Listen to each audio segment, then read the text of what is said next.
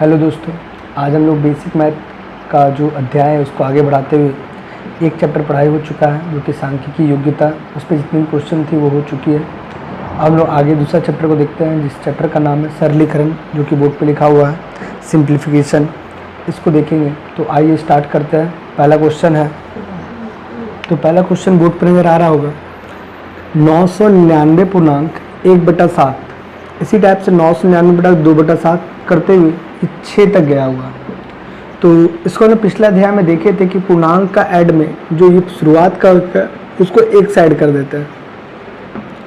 तो ये कितना बार है, 1 2 3 6 बार में, यानी 6 को एक साथ जोड़ेंगे तो 6 बार जोड़ने से अच्छा कि 6 से गुना कर दिए, हो गया 999 999 999। 6 बार जोड़ना था तो 6 से मल्टीप्लाई कर दिए, ठीक है। प्लस अब ब्रैकेट में क्या बच गया, 1/7 प्लस 2/7 प्लस 3/7 4/7 5/7 और लास्ट 6/7। उसको जोड़ देंगे।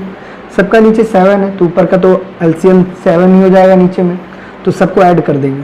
3 3 6 6 4 10 10 5 15 15 6 26। तो सबका एलसीएम हो गया 7, तो 2 और 1 3 3 3 6 6 4 10 10 5 15 15 6 21। यानी कहने का मतलब ये इससे मल्टीप्लाई होगा। तो मल्टीप्लाई करने का एक तरीका बताए थे कि इसको हम चाहे तो 1000 - 1 करके 6 लिख सकते हैं। तो 6000 में अगर 6 घटाएंगे तो ये 5994 हो जाएगा, और प्लस ये हो जाएगा 21/7 जो कट के 3, यानी इसका आंसर हो जाएगा 5997। समझ आ गया होगा। आगे बढ़ते हैं। अगला क्वेश्चन 2 नंबर जो कि बोर्ड पे लिखा हुआ है, इसमें देखना क्या है कि दोनों में संख्या 6 ही या 4 ही है। बस अंतर क्या है कि पहला में ब्रैकेट का यूज़ है, दूसरा में ब्रैकेट का यूज़ नहीं है। हम लोग बोर्ड 1 से पढ़े हैं कि सबसे पहले ब्रैकेट का काम होता है, तो यहाँ पर सबसे पहले ब्रैकेट का काम करेंगे। तो 6 6 6 6 यानी टोटल हो जाएगा 24, फिर डिवाइड 6। लेकिन नीचे में ब्रैकेट नहीं है तो इसलिए सबसे पहले जो काम होगा वो होगा डिवाइड का। तो 4 से 4 को डिवाइड करेंगे तो बचेगा 1, यानी कि 4 + 4 + 4। ये 4 से 4 डिवाइड हो गया तो 1, यानी कि अब ये इससे डिवाइड होगा तो 4 बार में, और ये हो जाएगा 13, यानी इसका आंसर हो जाएगा 4/13। समझ आ गया होगा। आगे बढ़ते हैं। अगला क्वेश्चन बोर्ड में नजर आ रहा होगा कि यहाँ पर एक संख्या है 0.67 जो कि 3 बार लिखा हुआ है, और एक संख्या यहाँ पर 0.001। नीचे में फिर यही संख्या 2 बार लिखा हुआ, 1 बार लिखा हुआ, और ये ऐसा। तो कहीं ना कहीं एक फॉर्मूला बेस्ड क्वेश्चन है, क्योंकि इतना बड़ा गुना करके घटा के ऐसा क्वेश्चन नहीं दिया जाता है। इसमें कुछ ना कुछ फॉर्मूला ही यूज किया जाता है। तो देखते हैं क्या है फॉर्मूला। तो देख रहे हैं कि कहीं ना कहीं ये a मानते हैं तो ये a का क्यूब है, और अगर b पे क्या हम ले सकते हैं कि b बराबर अगर हम लोग 0.1 रख दे तो इसी को 0.1 0.1 और 0.1 करके 0.001 लिखा हुआ है। यानी हम कह सकते हैं 0.1 का ही ये क्यूब है, यानी b का क्यूब हो जाएगा। उसी टाइप से नीचे देख रहे हैं कि यही संख्या लिखा हुआ है, यानी a²। और अगर यहाँ देखते हैं a और b, तो a को अभी हम लोग लिखे थे 0.67, अब b था 0.1। ये दोनों को मल्टीप्लाई करते हैं तो यही मिलेगा। इसका मतलब ये जो संख्या वो क्या है, ab है, और ये जो है वो क्या है, b का स्क्वायर है। यानी b जो है इसका स्क्वायर करेंगे तो 0.1 × 0.1 वो हो जाएगा 0.01। तो ये दिया हुआ b²। तो इसका फॉर्मूला बताया था कि a - b और a² + ab + b²। और नीचे जो लिखा हुआ सेम ये और ये कट जाएगा तो बचेगा a - b। तो a कितना था 0.67 और b कितना था 0.1। तो इससे इसको हटाएंगे तो 7 का 7, पॉइंट के बाद 6 में से 1 जाए तो 5, और ये इतना, इसलिए इसका आंसर हो जाएगा 0.57। समझ आ गया होगा। सिर्फ पॉइंट का ही गुना था इसमें, और कुछ भी नहीं था। आगे बढ़ते हैं। अगला क्वेश्चन है, इसमें भी सब कुछ बोर्ड मास का रूल फॉलो करेंगे। बस सबसे पहले यूज होगा बार का। ये जो साइन दिया हुआ है इसका मतलब होता है बार, जो कि सबसे पहले उसी का यूज़ करते हैं। उसके बाद bracket, of, divide, multiply, add या सब्सट्रैक्ट का यूज करेंगे। तो क्या है कि इसके नीचे देखेंगे क्या लिखा हुआ, इस माइनस को दूर रखेंगे, पहले इस पार्ट को सॉल्व करेंगे। तो 2 में से 3 घटेगा तो -1, और ये माइनस माइनस क्या हो जाएगा, प्लस, यानी कि प्लस हो जाएगा 4 + 1। समझ आया कैसे। 2 में से -3 घटेगा तो -1, और माइनस माइनस हो जाएगा +1, तो 4 और 1 5। अब 3 से घटेगा 5, तो ये हो जाएगा 5 में से 3 गया तो हो जाएगा -2। अब ये माइनस यहाँ पर पहले से है तो ये हो जाएगा माइनस माइनस प्लस, यानी 2 + 2 = 4, इसलिए इसका आंसर क्या हो जाएगा 4।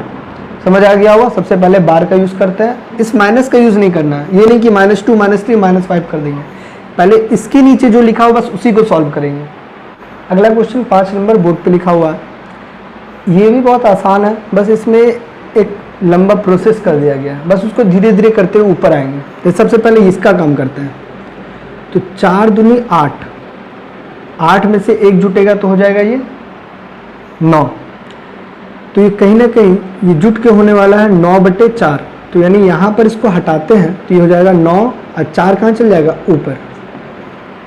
फिर उसी प्रकार 9 तिया 27, 27 और 4 31, यानी 31/9, यानी इसको अगर हटाते हैं तो ये हो जाएगा 31/9, 9 कहाँ चल जाएगा ऊपर।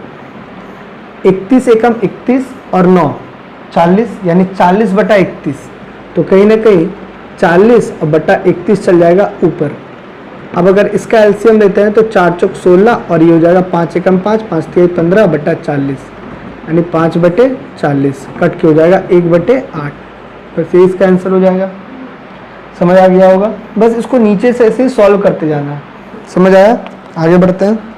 6ठा नंबर क्वेश्चन बोर्ड पर नजर आ रहा होगा, देखने में बहुत लंबा लग रहा है, कैल्शियम लेके बना पाना बहुत मुश्किल हो जाएगा, तो इसलिए इसको एक आसान जो तरीका, इस पर एक लॉजिक काम होता है उसी को देखेंगे। कि इसको हम लिख सकते हैं 2 × 3, इसको लिख सकते हैं 3 × 4, इसको लिख सकते हैं 4 × 5, इसी टाइप से डॉट डॉट डॉट जाते हुए लास्ट में होगा 8 × 9।